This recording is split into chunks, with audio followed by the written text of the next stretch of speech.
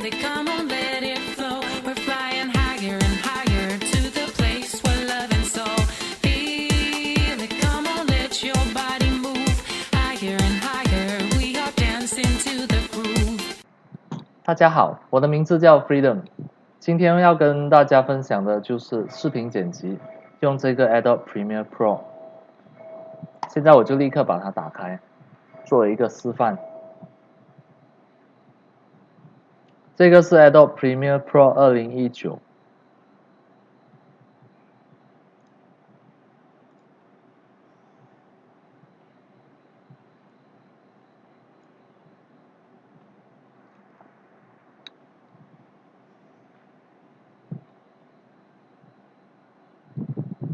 首先一打开，它就是一片黑黑的。现在呢，我在这边开一个资料夹，这边是桌面。OK， 整个示范就会在这个资料夹里面。现在我就打开这个资料夹。第一件事情你要做的就是 File New Project， 这边就选一个地方。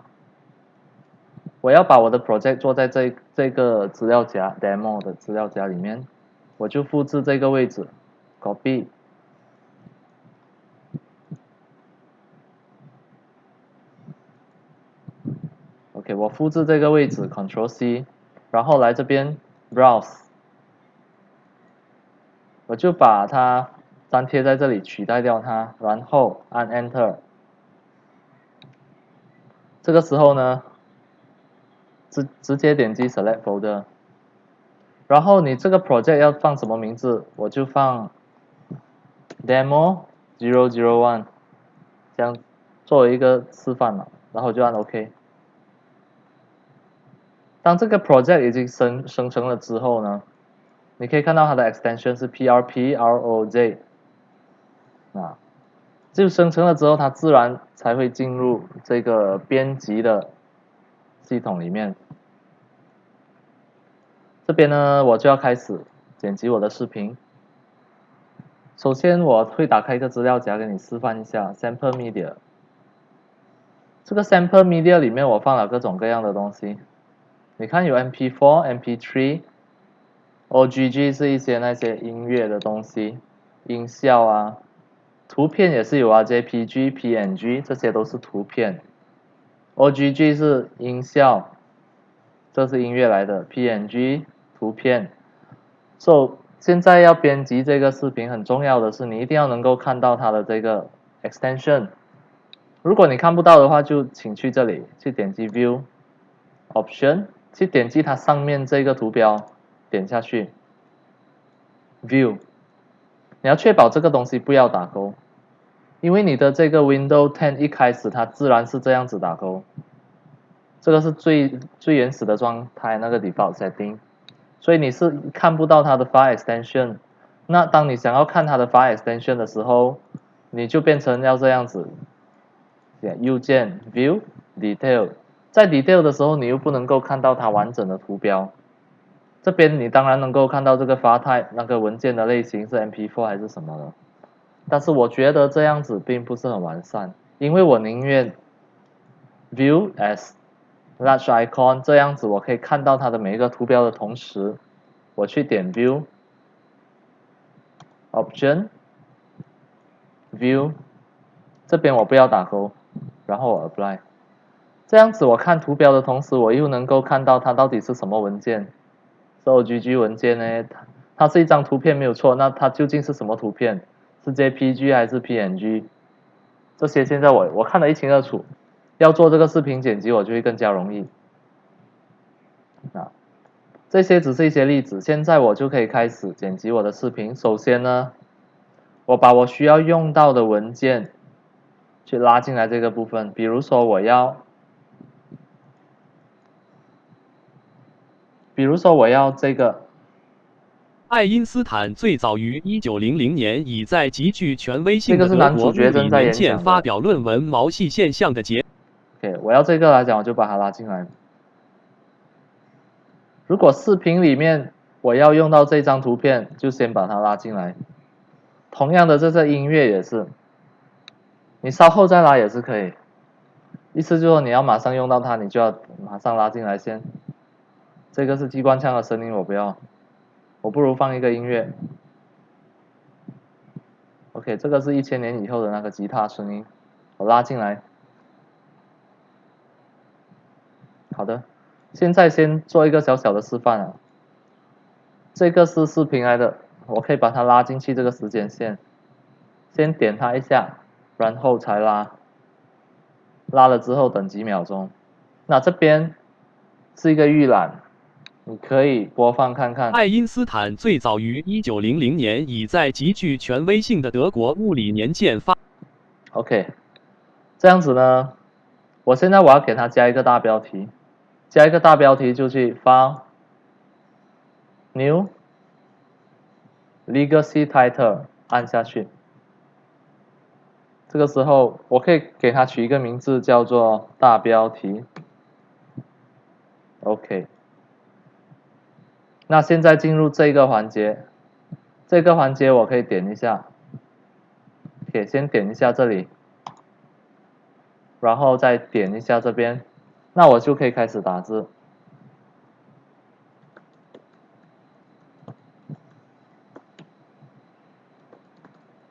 OK， 现在标题我已经给它加下去了。这个东西，我如果把它关掉会怎样？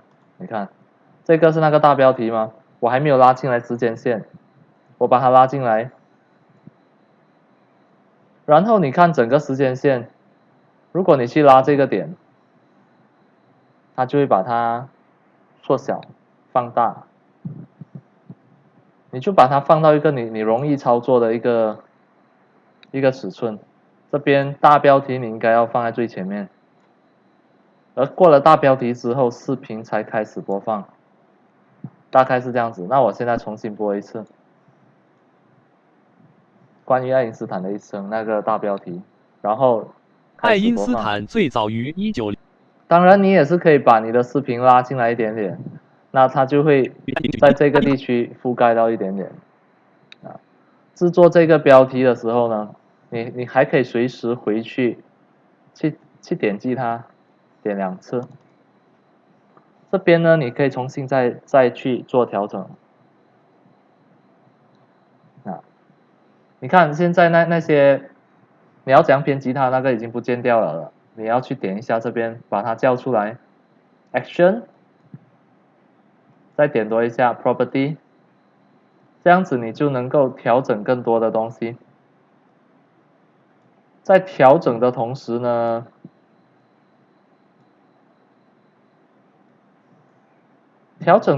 你一样也是可以去拉动这个时间线，看你要在哪里调整。啊，首先你看到这个东西，意思就是说你点它一下，它自然就会放在最中间，再点这个一下，它自然会放在整个画面的最中间。而怎样去调整它的字体？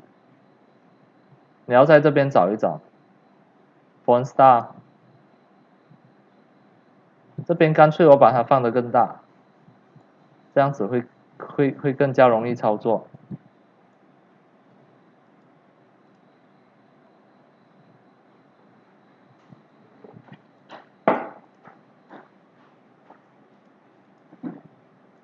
OK， 字体就在这边调啊。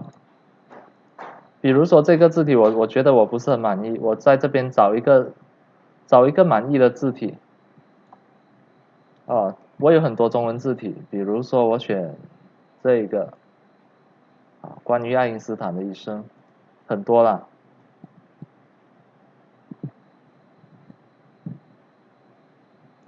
我选黑体，黑体大家都有啊，这个容易读啊，它不是那种怪怪的字，它四四方方的。然后呢，现在我拉动一下时间线，那你看这样子不容易看，对不对？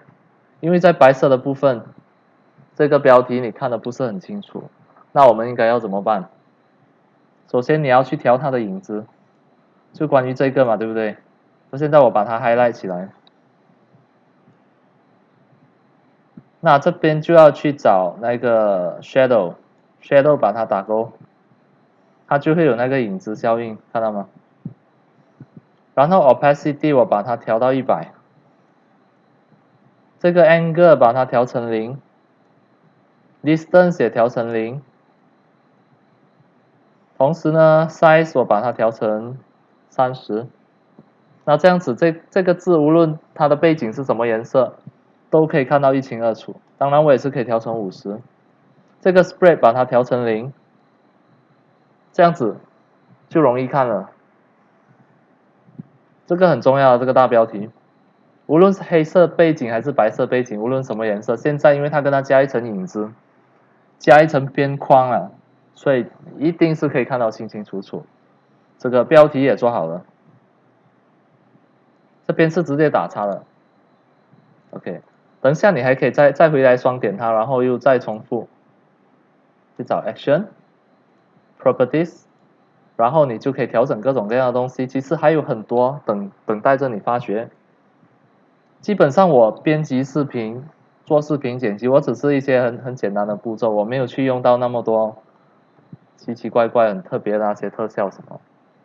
所以关于到这一次，我教你怎样用这个 Adobe Premiere Pro， 也都是一些最基本的东西，最基本同时又很重要的东西。现在我刚刚不懂按到什么了，它跳成这样，不过这个没关系，我再关掉，再去双点它，又是重新开始。好了。大标题的问题解决了，那现在如果讲完了之后呢？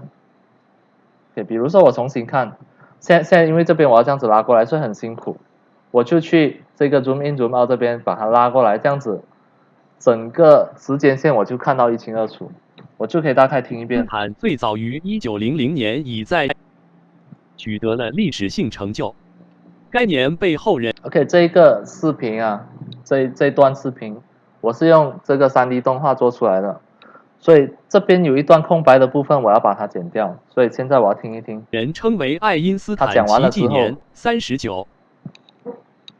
好了，现在他已经讲完话了，后面都是很空白的，没有东西了，你看，所以我就要从这边把它剪掉。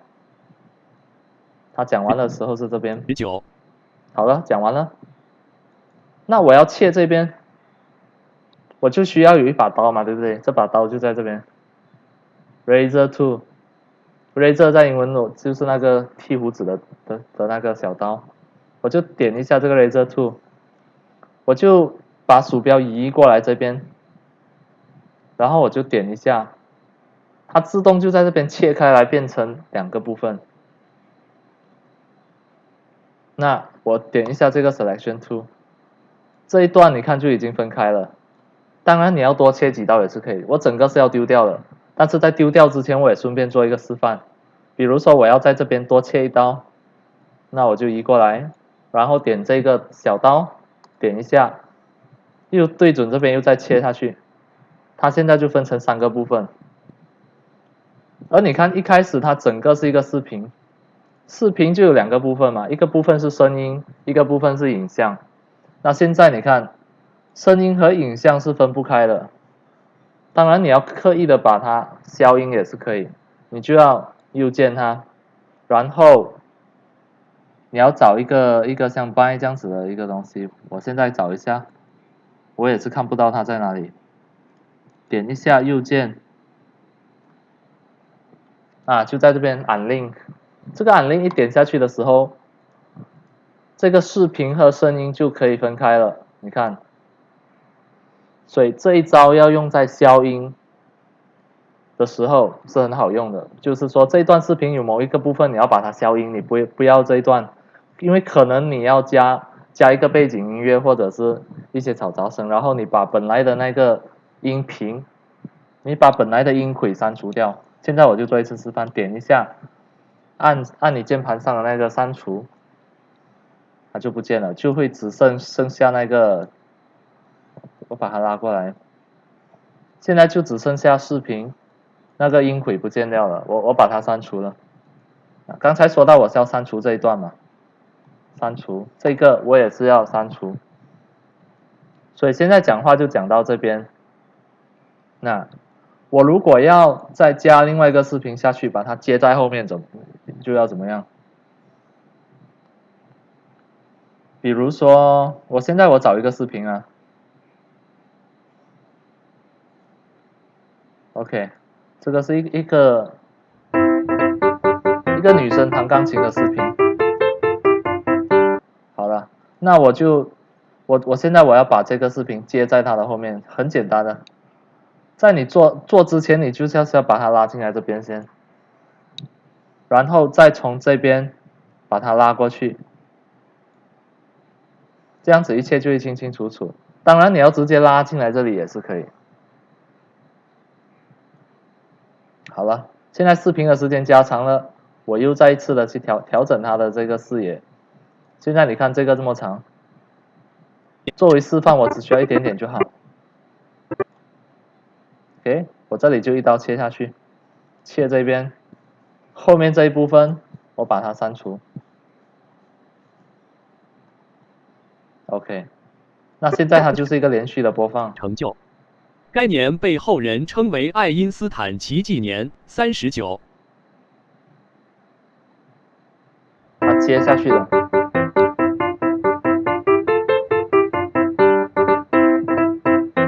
好的，那或许你要在这边再加一个小标题呢？居然大标题都已经有了，对不对？那很简单，你千万不要把这边这样子复制过来，因为这个方法不对。等下它会永远认这同一个的东西，你一改，它两个一起改。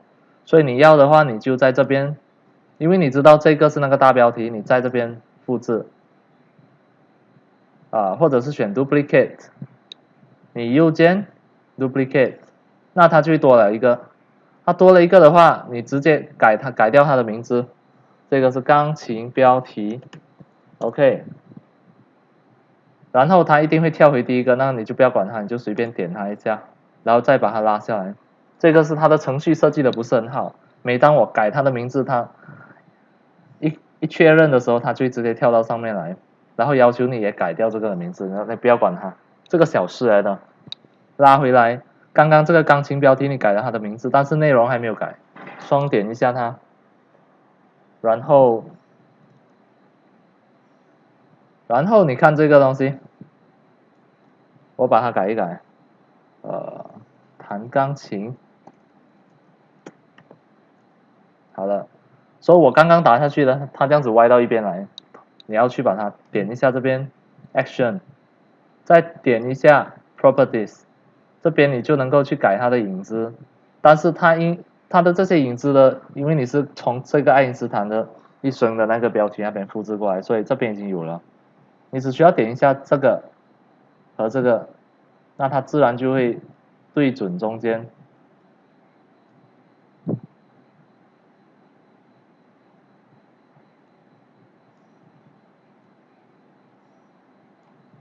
现在这个东西我也不知道要怎样把它拉回来这里啊，因为刚才是在旁边的，现在是在这边。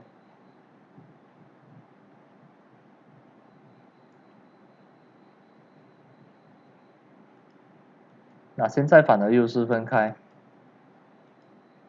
我再尝试把它拉回来看。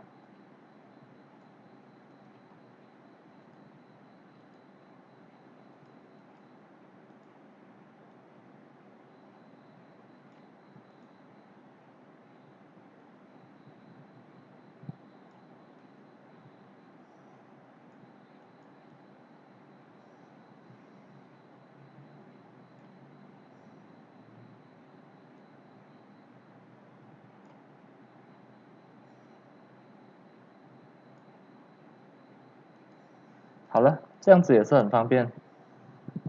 反正你就是可以去调整它在哪里，这个是你的工作方式罢了，你要放在哪里都可以。好，弹钢琴标题。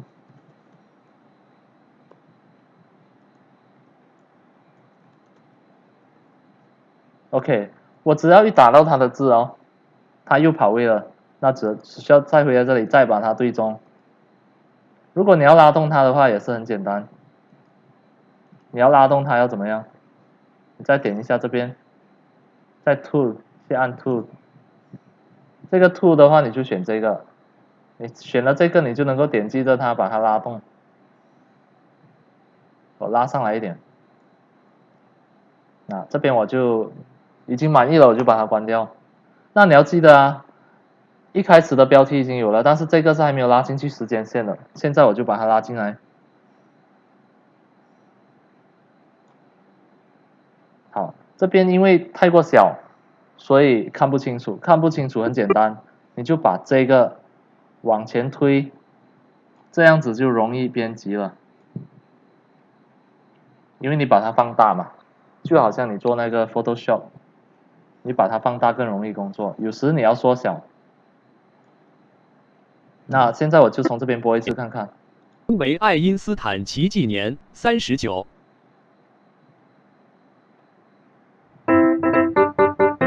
标题也是有了，现在。那这边顺便再教大家几招重要的。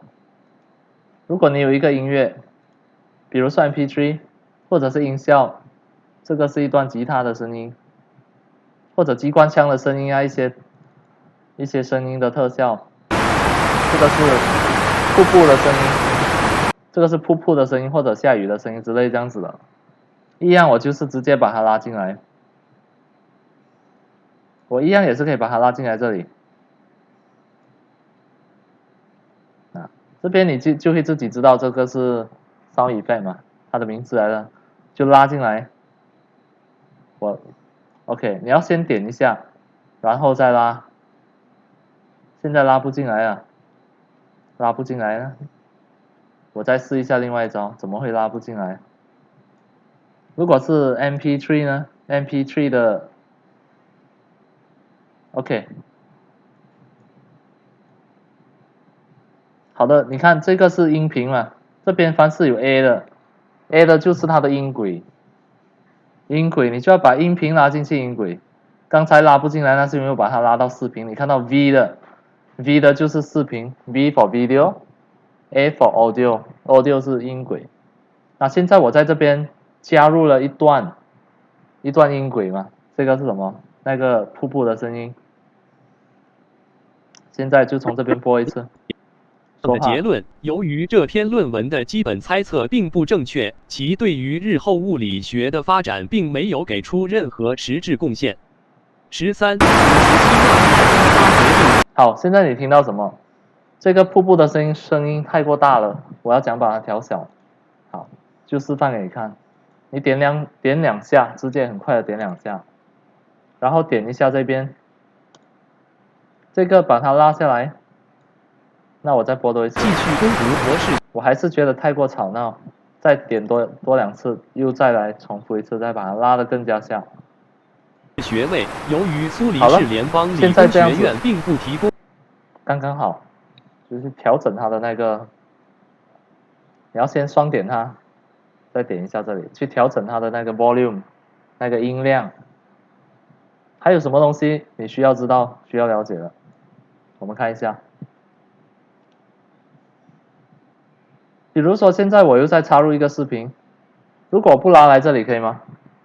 我直接拉进来这里，可以不可以？我们试一下啊，不可以耶，拉进来这里呢，可以。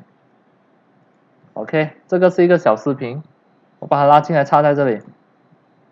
这个视频有它自己的音轨嘛，然后这个视频的那个面积也是比较小。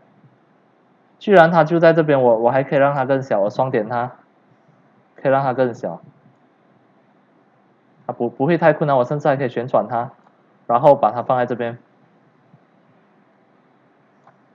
现在我从这边播一次。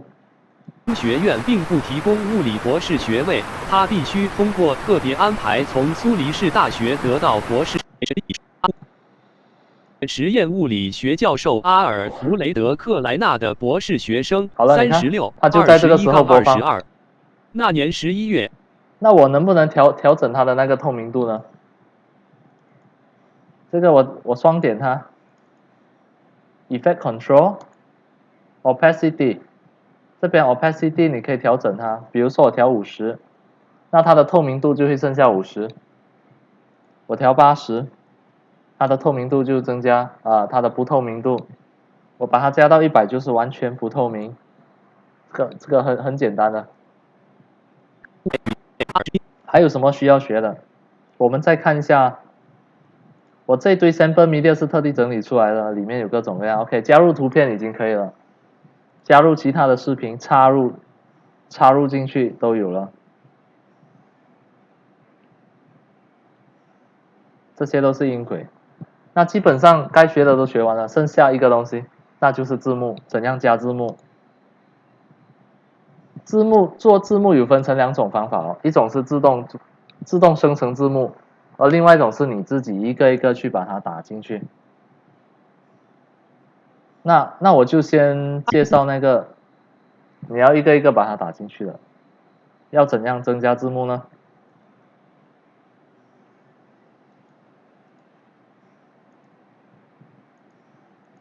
？OK， 你看这边完全爆满，我想要对这个空间去点击这个右键，它就一直点到其他的东西，所以这个设计并不是很好。那怎么办？我想要点在它的空间，没有空间让我右键点，就好像桌面，我想要点右键就点在这里嘛。如果你点在这里，你就点到文件了，那个右键就不对了。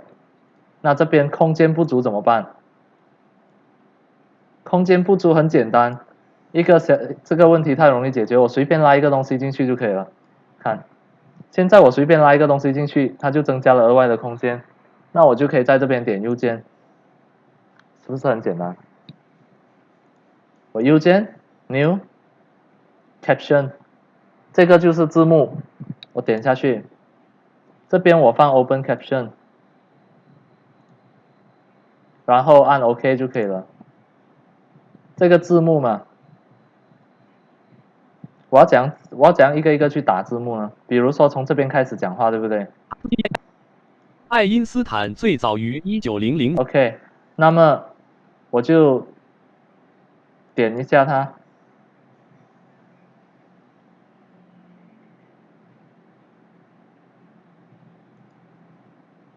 OK， 这边现在是那个字幕的编辑嘛。如果你要回到刚才的文件夹，你就要再点一下这里，回到第一个 project。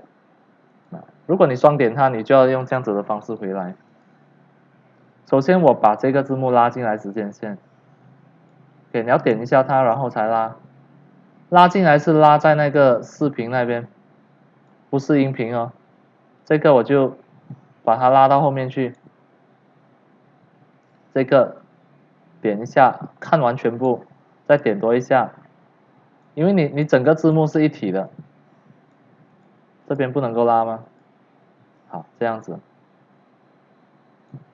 所以这一段就是字幕，而现在我们还没有开始加字幕下去，这边我就把它放大。那这一段要讲什么呢？爱因斯坦最早于1900年。好，那我就双点一下这个，我可以在这边打字。爱因斯坦于1900年怎么样？这里我就乱打，因为作为一个示范。然后呢？爱因斯坦最早于1900年已在极具权威。OK， 这边我要加下一段的话，我双点它，这边我按加，它就会直接加在这边，这个可以拉动的，你看。那在这边要打什么呢？听一下。威性的德国物理，在极具权威性的，在极具权威性，在极具权威性。好了。于1900年已在极具权威性的德国物理年鉴发表论文毛细现象的它这边就有那个字幕了，现在，所以做这个字幕并不会太过难。你就是这样子，把它拉到你要的地方，就这样子按加，就这样子一段一段打下去。但是我告诉你，这是非常辛苦的，所以基本上我不喜欢这么做。现在呢，这一个视频剪辑我已经做好了，对不对？做好了呢，还有一个东西忘记加下去，就是那个谢幕嘛。一开始这个大标题，这个我可以复制过来后面，但是要怎样复制？点一下这边，记得啊，因为现在是在 caption， 所以要回到本来的资料夹，就在这边大标题，我可以复制那个钢琴标题，右键 duplicate， 那这边我就多了一个标题，这个呢就是谢谢收看，然后我再点多2次，去编辑它。要编辑，你看这个字不能够改怎么办？就按下这里 ，Tool， 这边就有这个，点一下，去改变它。谢谢收看。好，然后我要把它放在中间，要怎么样？就点一下 Action， 点这2个东西，它就会在最中间。然后呢，然后没了，很容易。这个谢谢收看，我就把它拉在结尾这里，有没有拉错？那时间线播放到最后的时候，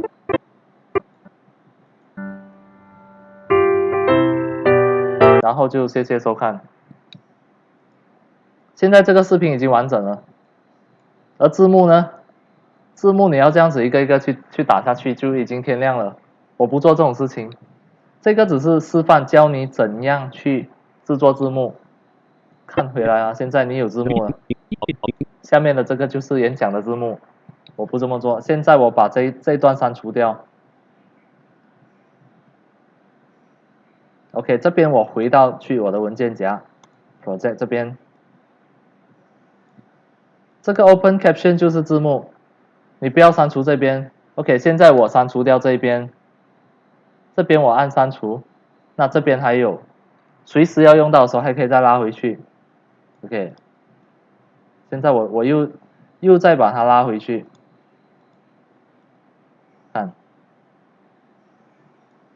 一旦我把它拉回去，那就可以又再重新的使用它，它所有的那些内容都还在，看到吗？所以现在我删除掉这边。现在最关键的一件事情，我教你怎样做自动的字幕。视频已经做好了，记得要保存一下。因为有时候如果说你的这个 Windows 10作业系统不稳定来讲，突然间宕机你就完蛋了，就功亏一篑，所以一定要时不时存一下，保存一下会比较保险一点。你的那个 project 就在这边嘛，对不对？现在我要自动生成整段演讲的字幕，就需要第2个软件。首先我先把这个东西导出它的音轨，记得要点一下这里，先点一下这里，然后移动你的鼠标去这里 File Export Media 这边，然后在这边你要做什么？这边点一下选 MP3， 然后点一下这边选择位置，选择位置来讲当然是这里，我点一下这边复制 Ctrl C 复制这个 location， 再点一下这边把它粘贴过来，记得要按 Enter。那现在就已经在这个资料夹里。讲话 MP3 OK， 这个呢，不管什么名字都好，你自己认得就好了。现在这个我把它放跟它一样 ，F2 Ctrl C 复制一下，然后粘贴过来这里。那现在我按 Save， 然后去按 Export， 它就会把我整个 project 变成一个音频先。这个东西很重要啊，你先把它导出音频，这个是为了要做自动字幕。我打开来听一下。继续攻读博士学阿尔弗雷德，特别是它整个是一个 MP3。该年被后人称。然后呢，现在我就需要这个软件，这个叫 PY Transcriber， 它的下载网址我已经放在这个视频下面了，你去下面找就可以了。我已经放了一个下载链接给你，去那个 Video Description 那边看。现在我在这里就示范怎样把这个音轨变成变成那个字幕。好，我打开它，打开了它之后呢，刚刚这个是中文嘛？如果整段是英文的，你就继续给它保持英文。现在因为这个东西是中文，阿尔弗雷德·克莱纳的博士学。因为是中文呢，所以你这边就选中文。有没有中文呢？我看一下。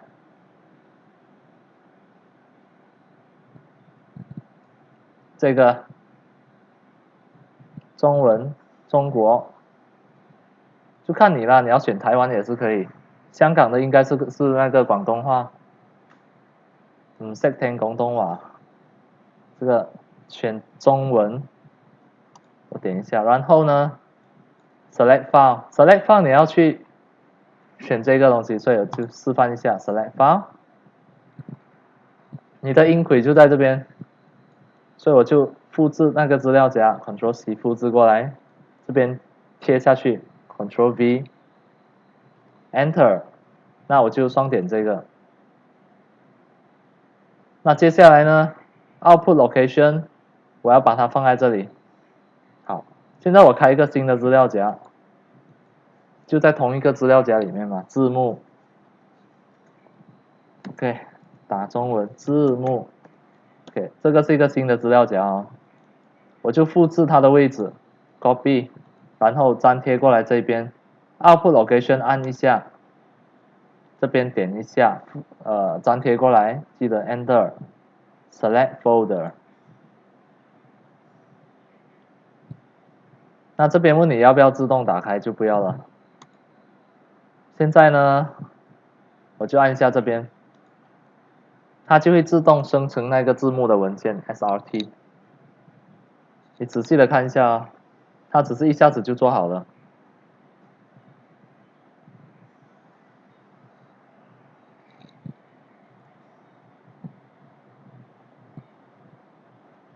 现在已经好了，这个就可以关掉。我们检查一下啊，像我打开它，它翻译的还算是蛮精准的。它通过你的音轨，直接做成了那个字幕。你要怎样去修改它呢？首先这边你要做的一件很重要的事情就是，你打开它，然后按 File、Save As， 这边呢你要按下来。去选这个 UTF-8 with VOM， 点一下，然后你按 Save， 它会问你要不要取代掉它，你就选择要，就这样子把它取代掉，成为一个新的格式，基本上就可以关掉。这个 SRT 文件就是字幕，现在我们要把这个字幕跟它导入到你的这个 Adobe Premiere Pro 里面。你要拉进来这边，现在我就把它拉进来。好了，现在它已经进来了。进来了之后呢，现在我把它放大。这个字幕我直接把它拉到视频的那一段里面，你看，把它拉进来，它的长度是差不多的，大概是从这里开始。但是它的字很小嘛，对不对？我点一下这个视频，我点一下这个字幕，它就会进入这个编辑过程。那现在呢，你看清楚我的键盘按了什么东西啊？我把它拉到最下面来，我要选每一个嘛，我点击最下面的这个，然后我的键盘呢，我就按住 Shift， 不要放啊，按住 Shift， 然后另外一只手去按 Home， 那就同一个时候全部都选了。选了之后呢，你就在这边去改变它的字体。我点一下这边，然后把它改成40，按 Enter。那这个时候你看一下，它的字幕就已经变大了。这边如果你担心它的字幕会遮盖掉你的视频内容，或者是影响到美观，那你可以去调它的不透明度。不透明度就在这边。点一下，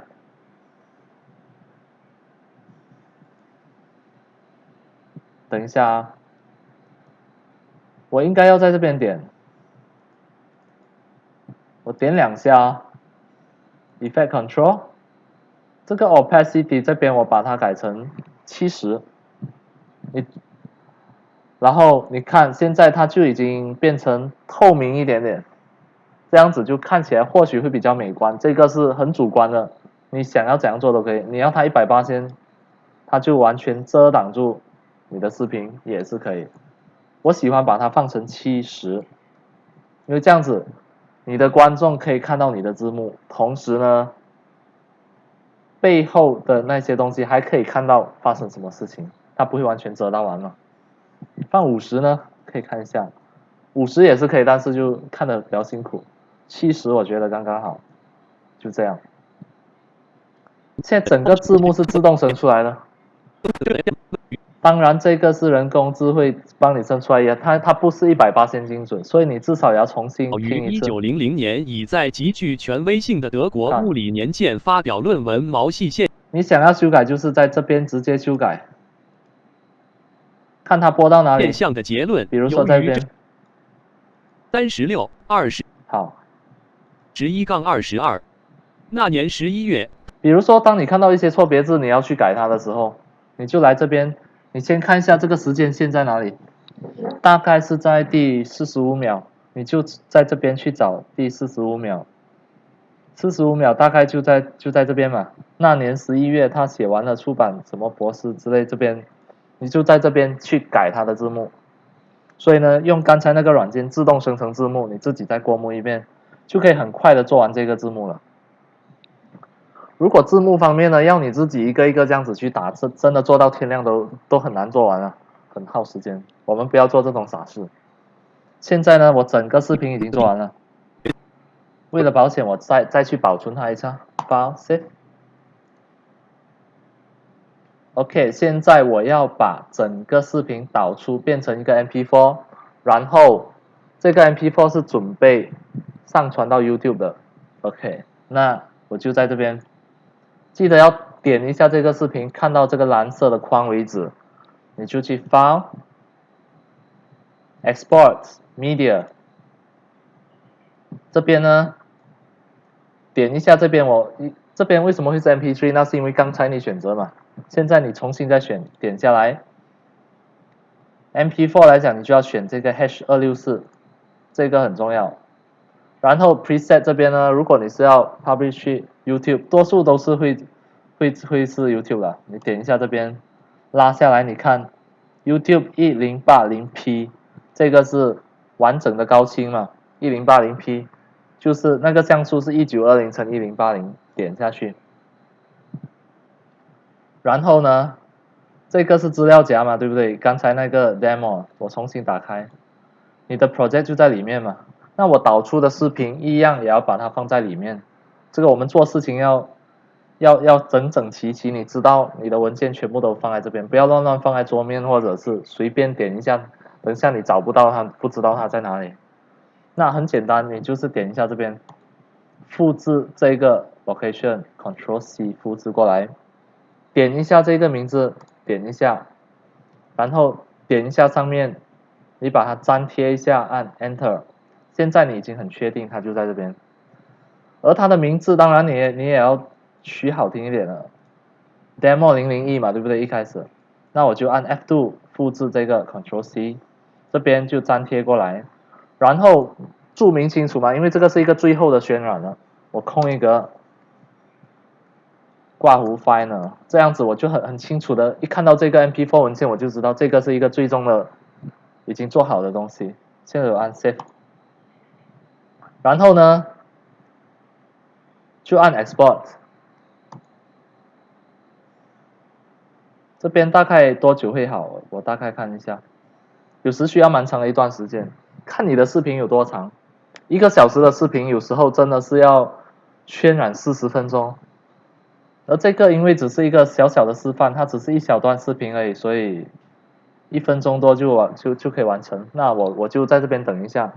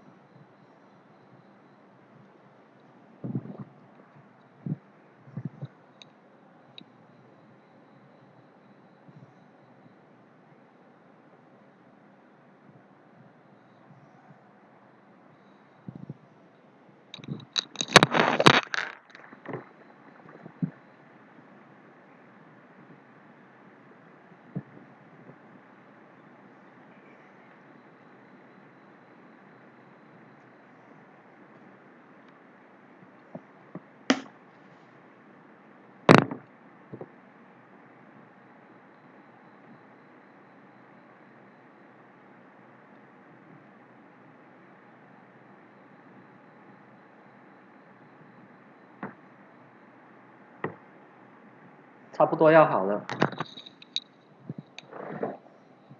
剩下10秒钟。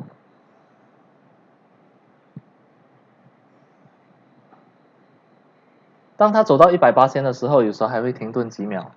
那现在已经好了，我就打开来看一下。这个是一个最后的结果。爱因斯坦最早于1900年以在极具权威性的德国物理年鉴发表论文毛细现象的结论。由于这篇论文的基本猜测并不正确，其对于日后物理学的发展并没有给出任何实质贡献。57那年，他决定继续攻读博士学位。由于苏黎世联邦理工学院并不提供物理博士学位，他必须通过特别安排从苏黎世大学得到博士学位。隔年，他成为苏黎世大学实验物理学教授阿尔弗雷德·克莱纳的博士学生3621-22。那年11月，他写完了出版的博士论文，但克莱纳并不满意这论文，特别是爱因斯坦在论文里对于其他科学权威的攻击。1371。经过努力改善，1905年，他的博士论文《分子大小的新测定法》中获接受，他可以得到博士学位。37-5。同年，他发表了关于光电效应、布朗运动、狭义相对论。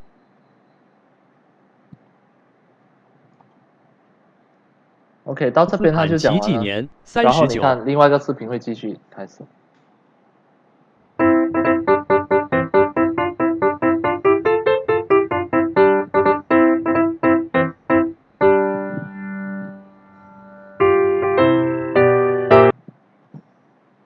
那已经结束了。所以呢，整个那个视频的编辑过程，现在已经得到一个最后的一个结果。对，如果你喜欢我的这个教程，喜欢我的视频的话，觉得对你非常有帮助的话，那你可以去下面点击那个 subscribe 订阅，同时打开那个小铃铛。下一次当我重新发布新的视频的时候，一旦有新的视频，那你第一时间你会收到通知。谢谢，下一期见。Go to the bottom of the video and click subscribe. Click the bell to receive all the notification for every time I publish a new video and tutorial if you love it. If you find it helpful, I will keep on post more and more tutorial for you.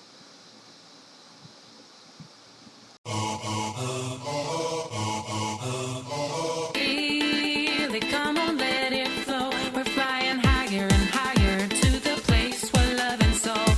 Feel it, come on, let your body move higher and higher. We are dancing to the groove. Hola, hey. Hola, hey. Hola, hey. Hola, hey. I like it, you like it, we like it, she likes it. Feel it, come on, let it flow. We're flying higher and higher to the place where love and soul. Feel it, come on, let your body move higher and higher. We are dancing to the